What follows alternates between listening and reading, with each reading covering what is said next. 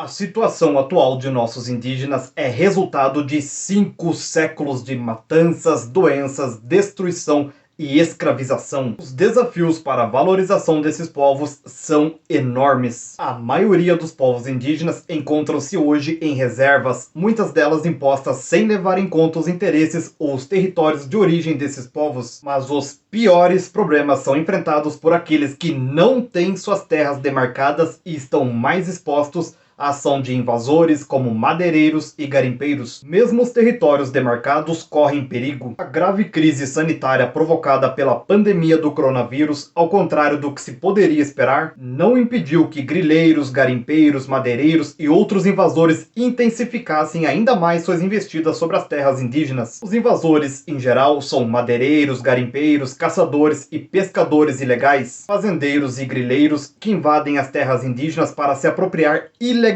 da madeira, devastar rios inteiros em busca de ouro e outros minérios, além de desmatar e queimar largas áreas para a abertura de pastagens. Em muitos casos, os invasores dividem a terra em lotes que são comercializados ilegalmente, inclusive em terras indígenas habitadas por povos isolados. Como se não bastasse todo esse cenário atual dos povos indígenas, que é extremamente preocupante, em muitas aldeias a pandemia levou as vidas de anciões e anciãs que eram verdadeiros guardiões da cultura, da história e dos saberes de seus povos, representando uma perda cultural inestimável, não só para os povos indígenas diretamente afetados, mas para toda a humanidade. A divulgação da cultura indígena pode sensibilizar a população para a importância de viver de forma sustentável e, assim, utilizar práticas conservacionistas e transmitir para as futuras gerações o conhecimento adquirido por esses povos. A valorização da cultura indígena é um dever de todos os países do mundo. Em todos os continentes, os povos indígenas continuam sofrendo intensa discriminação, com impactos agravados quando se encontram em situações de minorias étnicas e linguísticas. O próprio desconhecimento a respeito da diversidade desses povos acentua ainda mais esse quadro. Nas Américas, são cerca de 50 milhões vivendo em situações muito diversas em cada país. A maior parte da população brasileira considera que os índios ainda estão em vias de desaparecimento e delega ao Estado a responsabilidade de seu destino. Um destino que se costuma taxar de incerto, recomendando-se ora sua integração, ora sua preservação. O fato é que os índios saíram do isolamento integrados como estão aos sistemas sociais, econômicos e políticos em âmbito regional ou nacional. Uma integração que se realiza por meio de relações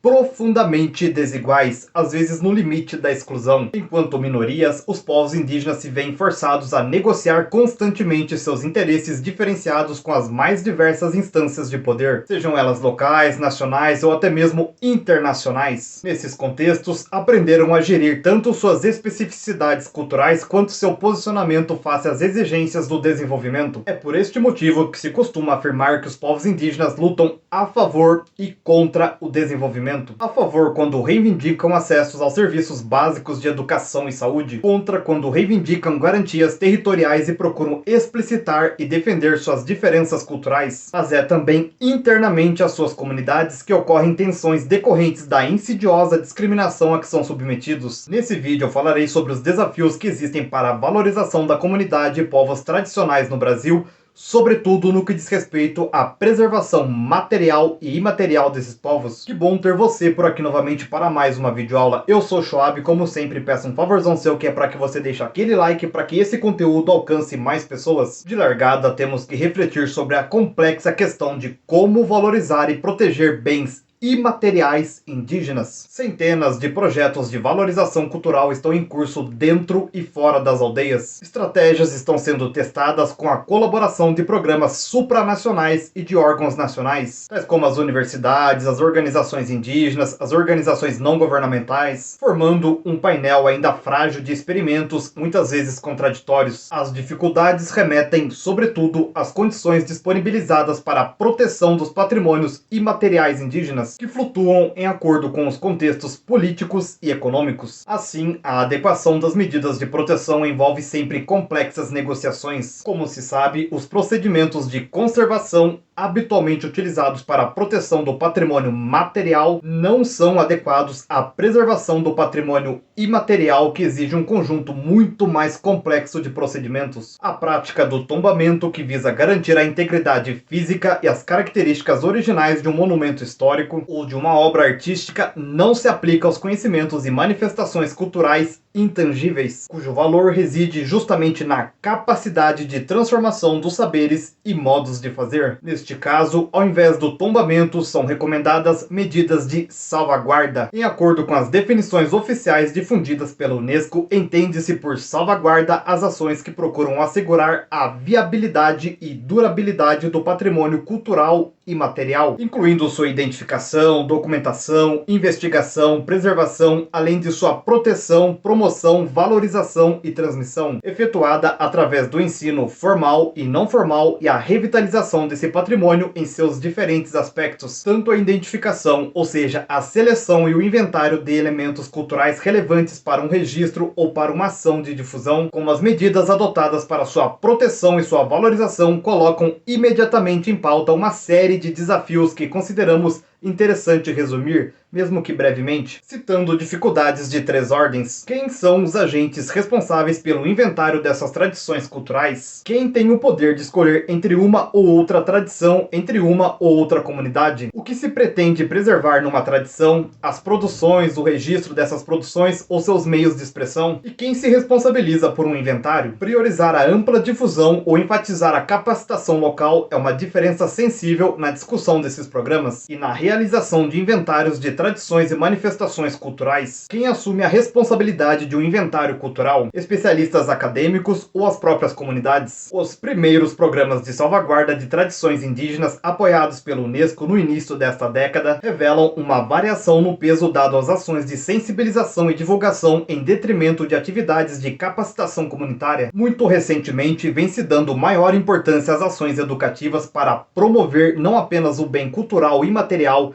mas seus detentores. Acentua-se o interesse em promover tanto os líderes como os jovens dessas comunidades, quando estão interessados em fortalecer sua cultura. Efetivamente, participar não significa assistir ao processo de valorização. A participação comunitária na proteção e promoção de tradições culturais constitui atualmente o eixo central do conceito de salvaguarda. A igualdade de acesso aos procedimentos de preservação, sua descentralização e sua adaptação dinâmica às situações locais sendo determinantes para o sucesso dessas políticas. E há experiências interessantes nesse sentido no Brasil. Programas desenvolvidos por organizações não governamentais junto aos índios do Acre, Amapá, Amazonas, Tocantins, Parque Indígena do Xingu, investem na capacitação, permitindo que membros dessas comunidades ocupem um lugar de destaque nas atividades de registro de suas próprias tradições. Essas ações de valorização de saberes e de práticas culturais tradicionais se apoiam necessariamente na escrita e em outras técnicas de registro. Engajam novos agentes de transmissão, como os indivíduos mais jovens das próprias comunidades interessados no domínio dessas novas tecnologias. E é por esse motivo que devemos considerar que qualquer inventário do patrimônio cultural e material sempre abarca tantos aspectos novos quanto tradicionais. Essa é mais uma razão para valorizar esse patrimônio que definitivamente não se define como um receptáculo de experiências do passado, mas como um espaço para a interação e o diálogo entre culturas. Se a capacitação é, sem dúvida, indispensável para que membros de uma comunidade façam registro de seu patrimônio imaterial, essa formação precisa se adequar às demandas locais, que podem estar voltadas para as mais diferentes ou surpreendentes mediações. Tal adequação depende de estratégias mais políticas do que técnicas, fazendo com que a adesão inicial possa se converter no engajamento duradouro da comunidade, ou de boa parte de seus membros, na implementação de todas as etapas do processo de registro e de valorização. Por este motivo, em acordo com as recomendações de especialistas que assessoram a Unesco, a participação comunitária não se limita ao acompanhamento ativo das ações, mas à autoria explícita na seleção, no registro e na documentação dos elementos culturais que se pretende salvaguardar. Os critérios para julgar a autenticidade de uma manifestação ou expressão cultural só podem ser definidos no seu contexto local de uso, ou seja, depende das interpretações dos próprios indígenas. A participação da comunidade não se limita, portanto, a aprender novas técnicas de documentação. Trata-se de um investimento que mobiliza todos os aspectos de uma cultura, desde os modos de percepção, interpretação, construção e uso, pois o registro não é uma ação isolada nem suficiente e seus procedimentos devem ser constantemente negociados para atender demandas renovadas que surgem ao longo das sucessivas etapas de um plano de salvaguarda. Um processo sempre muito demorado, além de complexo, em função das tensões políticas que podem surgir, tanto no seio de uma comunidade como nas suas relações com a sociedade mais ampla. Outra questão diz respeito para quem documentar essas tradições culturais. As ações de documentação de tradições culturais ocupam um lugar predominante nos programas de salvaguarda, mas levantam uma série de questionamentos. No caso do patrimônio imaterial,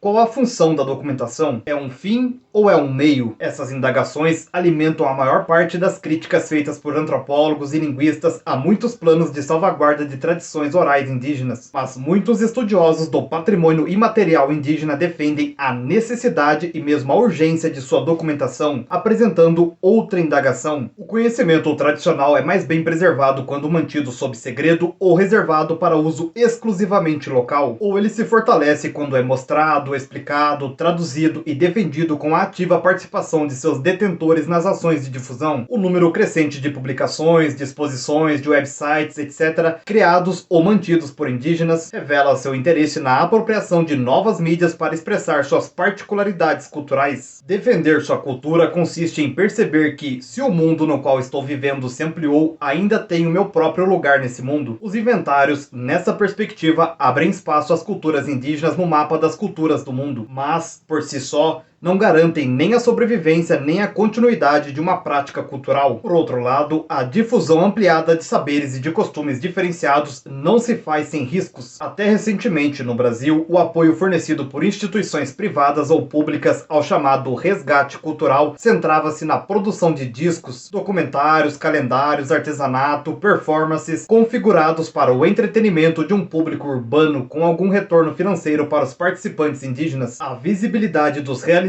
nem sempre repercute internamente na valorização dos saberes tradicionais. Como se sabe, o que se resgata para um público externo é necessariamente muito diferente do que se planeja valorizar em casa. Outra questão é sobre como registrar a origem e a transformação das tradições. A memória em jogo na tradição oral não é apenas conservação, ela é tratamento da percepção, tensão entre perenidade e flexibilidade, utensílio para a construção, produto de um ethos. Ela não é um saco de antiguidades, mas segue a história coletiva e as intencionalidades, ou seja, é um aspecto essencial nas tradições indígenas que possuem sua própria história e estão diretamente relacionadas a experiências de interação social. São menos um testemunho do passado de uma determinada comunidade do que o testemunho da história das trocas que essa comunidade manteve com outras. Isso nos traz de volta à questão da origem dos elementos culturais que interessa abordar a partir das concepções indígenas. Os povos indígenas da Amazônia consideram que a maior parte de seus itens culturais foram adquiridos de fora,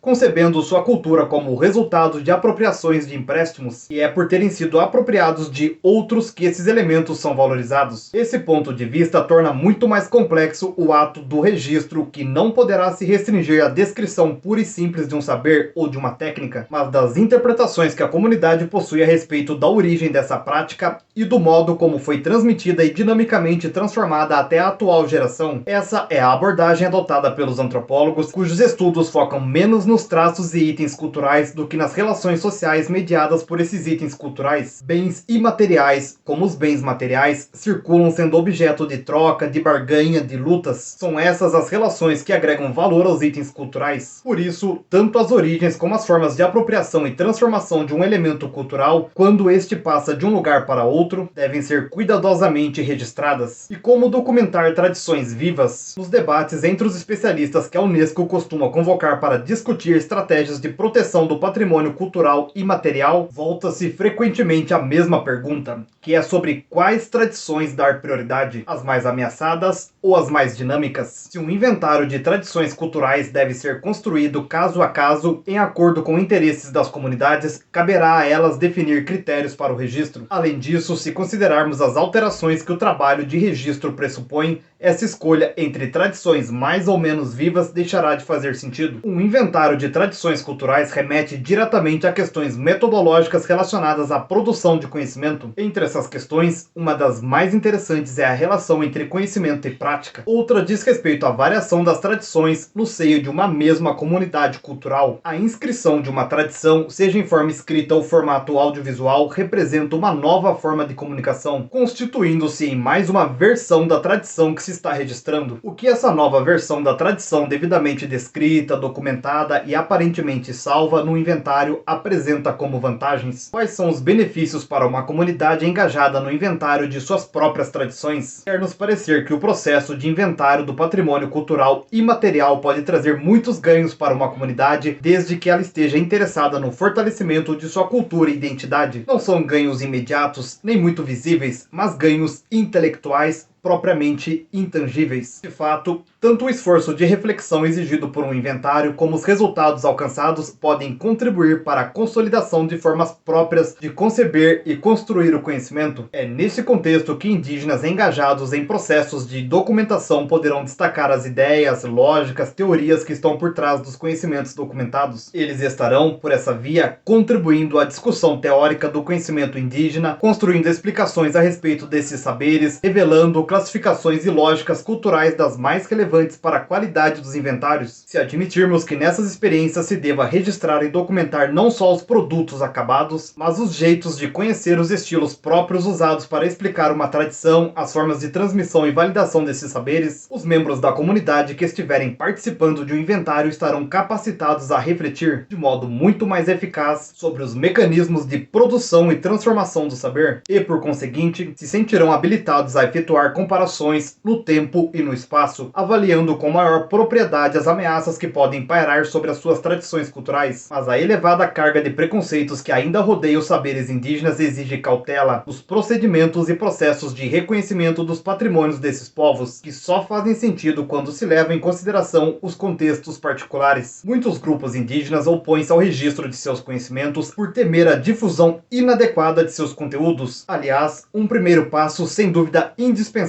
deveria propiciar aos índios a possibilidade de avaliar criticamente inventários de que já se dispõe a respeito de suas tradições, especialmente quando os registros foram tão incipientes que não documentaram o contexto específico em que os saberes e práticas são utilizados. Ou seja, a documentação apresenta um sério risco de descontextualizar um bem imaterial. Como sabemos, é o contexto que garante sentido de uma tradição, um contexto de uso sempre acoplado a formas específicas de atualização, sem as quais essa mesma tradição se torna um bem inerte, sem valor para seus usuários. Manter um registro de elementos que já deixaram de fazer sentido para seus criadores não é, decididamente, o que os grupos indígenas parecem estar esperando de todo o conjunto de recomendações e de programas voltados à valorização de suas culturas. Ou, ao contrário, estarão eles liberando fragmentos de uma tradição abordada como passado, disponibilizando tais fragmentos à febre corrente de registros. Dessa forma, possivelmente estarão preservando para si a responsabilidade de transformar no seu próprio ritmo o que selecionarem como sua tradição para o futuro. A salvaguarda dos patrimônios indígenas garantirá às gerações futuras acesso aos testemunhos de sua história e aos domínios da vida social que dão significado aos complexos processos de construção de identidades. Se você ainda não é inscrito, aproveite esse momento e já se inscreva no canal para receber conteúdos como esse em primeira mão. E me segue também nas outras redes sociais que estão aparecendo na tela, pois eu estarei postando conteúdos por lá que irão complementar os conteúdos aqui do canal. Comente alguma dúvida que tenha ficado ou algo que você acha que deveria ter sido falado no vídeo e que eu acabei deixando sem mencionar. Espero do fundo do coração ter contribuído para a sua aquisição de mais conhecimentos. Sou imensamente grato pela sua atenção até aqui. Nos vemos no próximo vídeo. Um grande abraço e tchau, tchau.